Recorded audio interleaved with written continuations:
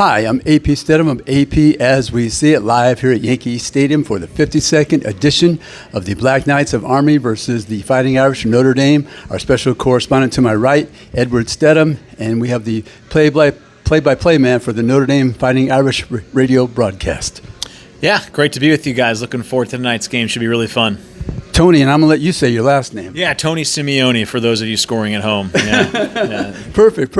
Tony, you had a chance to get close to my friend Riley Leonard from Fairhope, Alabama. What can you tell us about Riley and how he's performed for the Fighting Irish this year? Yeah, I think Riley's been a great addition to Notre Dame, not just the football team, but the whole community. I mean, the community's embraced him. He's loved being part of Notre Dame. He talks a lot about the university, not just being a football player and being a captain for this football team.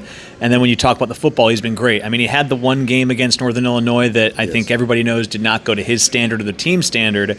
And there were definitely questions of how he and the team would respond, and the way they've responded has been unbelievable. I mean, they've been outscoring their opponents by about 28 points a game since then. He's looked really good every week. Obviously, his running abilities really stood out. And the way he's thrown the ball the last month or so has been really impressive. So he's been a great addition. It's been fun to watch, and we're hoping to keep watching him into the month of December as well. Ed. Well, of course, quarterbacks scoring, they always get a lot of attention. But, boy, Notre Dame's defense has really been coming on strong lately. What's been their secret over the last as they've come on strongly? Yeah, I think that Notre Dame's defense has a case to be the best in the country. The thing that's holding them back is that they haven't played some of the best teams in the country. Now, they did look good against A&M in the opener down there in College Station, so I'm excited to see them in the playoff, hopefully, because they can match up against one of those teams. The key, I think, is the back end. Xavier Watts, maybe the best safety in the country. He allows Al Golden, defensive coordinator, to kind of do a bunch of different things on the defensive side of the ball. And they've really lost a few guys up front. Jordan Botello's out.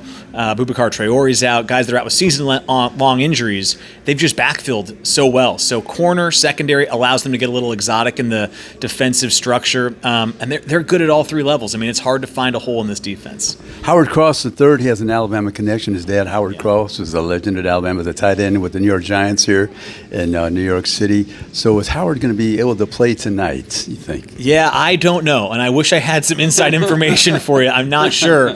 They want him to play. Now, this is a tough game because Army runs that triple option, and it's just a down and dirty game if you're in the trenches. So I don't know if Howard will go. They obviously can't afford in the position they're in to rest somebody that can go because they got to find a way to get to the playoff. But if there's a game you're kind of worried about and you don't want a defensive lineman to be out there, this is probably it. So he's questionable to my understanding. We hope to see him. If we don't see him, everything I'm hearing is they're confident he'll be back at some point this year, and there's only one regular season game left. So I think it's a coin toss. Hopefully we see him, but I got nothing for you on the inside track.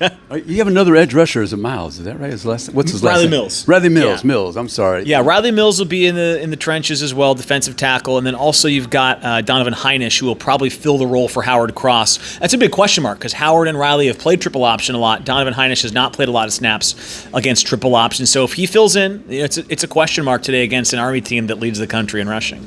That Army offense, such precision, such execution.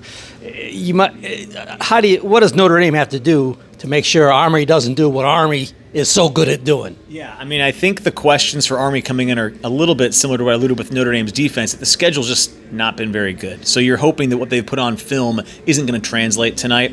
What Notre Dame has to do against that is you have to have a lot of gap integrity. I mean, every time I talk to defensive coordinators or head coaches, Marcus Freeman's a defensive guy too. You got to be disciplined. You can't take the bait, and you have to be patient. You're not, they might just run it for 3 yards a whole bunch, and it's going to be frustrating, and you can't take the bait because they will pop you eventually. And the good thing I think for Notre Dame is that every year they have to install against option with Navy. So Army's not going to catch them flat-footed. I would be really, really concerned about this if it's the first time you've seen option all year. And Navy's attack is different. So they had to do some different stuff this week to get ready for it. But the fact that it's a year-on-year thing, and there's guys every year, we flip back to option week, that's going to be a huge help. So you have to be disciplined. But again, Bryson Dan, if he can run the ball. I mean, he can just lower his shoulder. That is unique. That's not what Navy was doing. That's not what a lot of these triple option teams have been doing. To be ready for quarterback that way, I think it's going to be tough. It's not going to be easy tonight, but the good news is I think they're in great hands with their head coach and their defensive coordinator. You have a host of Jadens at wide receiver, and they're spelled differently, right? What's that? You have a host of Jaden's at Jaden's, yes. at wide Yeah, receiver. we do. Spelled differently. Yes, spelled very differently. Jaden Greathouse, Jaden Harrison. The hope is that those are both number 1 and number 2. The hope is that Jaden Greathouse got banged up a little bit last week. The hope is that he's able to go. And then with Jaden Harrison, he looked maybe his best game last week for Notre Dame. So wide receiver, it's kind of been by committee this year. Right. And I think that's maybe a good thing. At the end of the day, I think they have a few different options, and nobody can key in on one receiver, try to take him out of the game plan. What about the running back situation? Who should we be watching? Yeah, I think Jeremiah Love is going to have a case to be maybe the best running back in the country next year. I think he's that good for Notre Dame. Obviously, Ashton Genty out at Boise State, I think, is having a great year. He's going to be in the Heisman conceration. But I think Jeremiah Love, he's not being asked to do as much. The numbers maybe aren't as crazy, but last week had 16 carries for 137, big 76-yard touchdown run. Also has a rushing touchdown in every single game so far this year. So they rely on him heavily, even in the red zone. And he doesn't look like a big bruising back. He has great speed. He's probably the fastest player on the team. But watch him, number 4 for Notre Dame. He will rarely go down after the first hit. He's going to run through at least one tackle usually, and he's great after contact. Even if he doesn't fully break that tackle, he spills forward for 2, 3, 4 yards, doesn't dance, hits the hole. Jeremiah Love is awesome. You'll see Jadarian Price. He's kind of their change of pace back. He actually looks more like a bruiser, but he has some of the more long, lengthy chunk plays this year. And their freshman backs, Aeneas Williams, have been really good in spot duty this year. So they're deep at running back. Seems like every year they got 4 guys that can come on the field and make a big play. Absolutely. Okay, it's contrast of styles. Just looks like it's going to be an entertaining game, which I'm guessing you are looking forward to. A lot of people across the country are looking forward to this game. Plus, both teams, great records coming in. Wow, exciting. Yeah, it should be a great game. I mean, the atmosphere is unbelievable, right? Yankee Stadium, the history these two teams have. I mean, you guys know as journalists, it's unmatched, right? I mean, it's kind of, you can trace it all back to this game 100 years ago. So I think just to be here will be awesome to see it. And then again, when you put an Army on the schedule, this is their best start in almost forever. I mean, it's one of the best starts they've had in history. So nobody looked at this game as like, this is going to be a pivotal game in the playoff. Right. And here you are. I mean, the winner of this game is going to have the inside track to the playoff. Absolutely. The loser is going to probably be, in a rough spot looking at the playoff. Yeah, so no one saw this as a play-in game in many ways when it was on the schedule. So that's great. I mean, it's great for Army, the year they're having. I'm excited just to see, like you said, contrast in styles and the history, the location. You don't get a lot of chances to be in environments like this. So I hope that everybody that gets a chance to be here takes it all in and appreciates it for what it is. The 100th commemorative game, 1924, when they first played in this contest. So one other question about the tight end, and if the game gets close, what about the kicker for Notre Dame? Yeah, kicking has been interesting this year because they've just had, with Mitch Jeter, he's been kind of banged up.